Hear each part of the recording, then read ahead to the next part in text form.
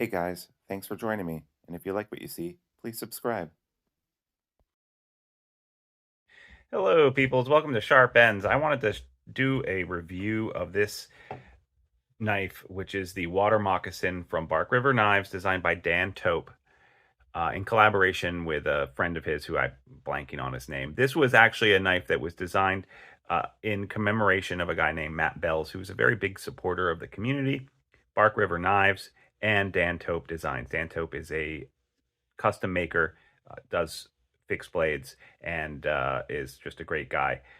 So this is still available, and I'm really surprised about that. But on DLT, it is still available. One of the reasons why it might still be available is that this is a rather small knife, and it is kind of expensive. But there are some reasons why it's expensive. So I got in on the DLT pre-order on this, and I ordered it blind, not really knowing what this was about. But let's talk about some of the specs, and then I'll kind of tell you a little bit more about the history of this great knife. Now, obviously, I picked out myself the Osage orange hand and the mosaic pins. I like wood handles, and I thought that this would make a great Perry knife slash kitchen knife slash light, camp knife. And boy, was I right. This is this is 3 3/4 inch long blade, and it's Magnacut.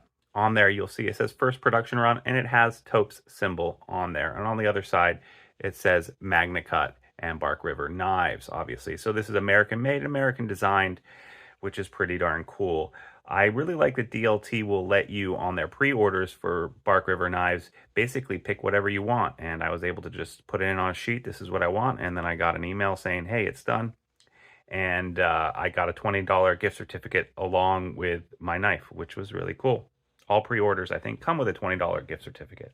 So check out their Bark River Knives on DLT and see if there's any pre-orders in there that you want to get in on.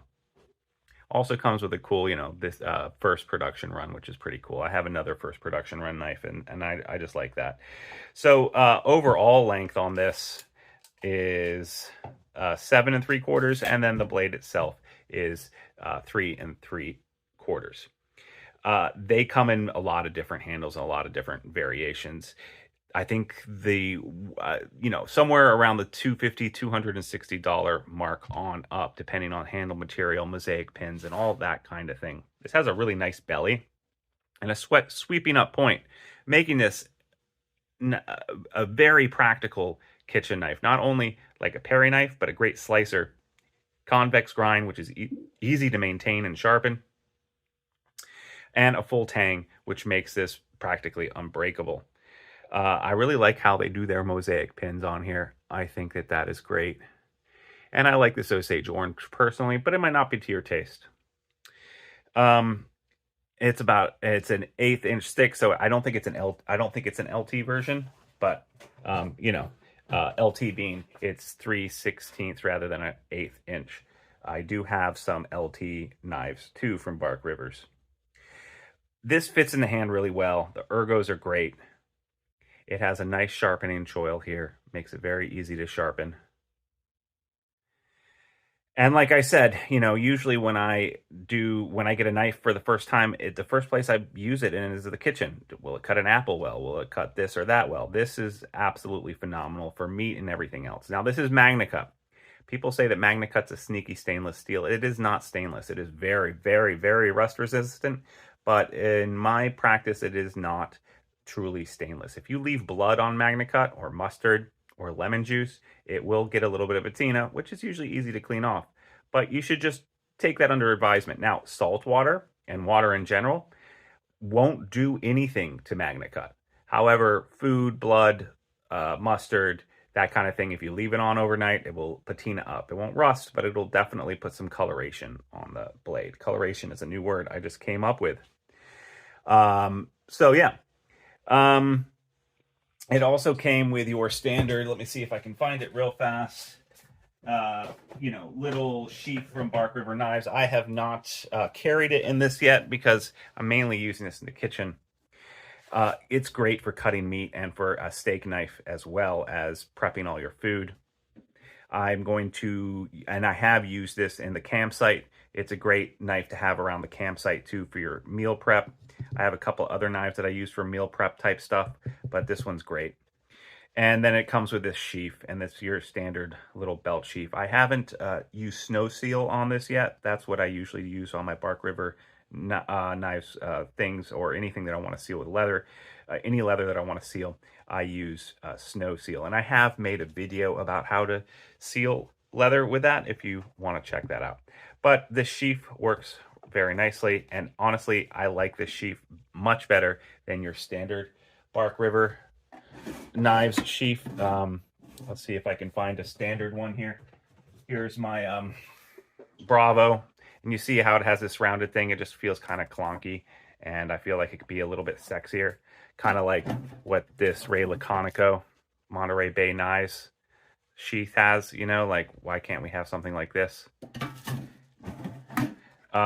But this one at least has some, you know, it looks like a nice little sheath. You can wear this and feel pretty confident that this looks okay. So yeah, I mean, even if you look at this Creeley Blades Mako one, you know, it's not totally conformed, but look at this. It's got a built-in ulti clip. This is a very nice sheath. Feels like Bark River sheaths in general are just a cut below. And if there was an option just to get some of these knives without the sheath, I would honestly take it, but that doesn't seem to be an option. Or to even upgrade and pay a little bit more, I would do that too. But that being said, this knife is probably never going to be in its sheath, honestly. I'll probably go ahead and Snow Seal it anyway. But in general, if I'm going to be carrying a small in-pocket carry, I'm going to be carrying this because this can fit in my pocket really nicely.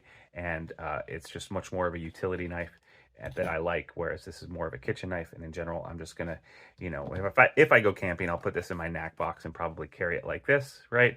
But then once I'm there, I'm gonna be having this out and lying around. What else do I want to say about this? So ergos are great. I can't believe that this is still available. Go to DLT, check it out. There's going to be a link in the description.